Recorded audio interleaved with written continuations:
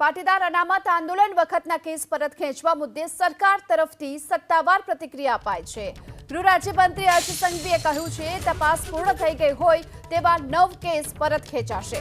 મુખ્યમંત્રી ભૂપેન્દ્ર પટેલે પાટીદાર આંદોલન વખતના 9 કેસ પરત ખેંચવાનો નિર્ણય કર્યો છે અને જે તપાસ પૂર્ણ થઈ ગઈ છે, ચાર્જશીટ પૂર્ણ થઈ હતી તે કેસ પરત ખેંચાયા હોવાની વાત ગૃહ રાજ્યમંત્રી હર્ષ સંઘવીએ કરી છે।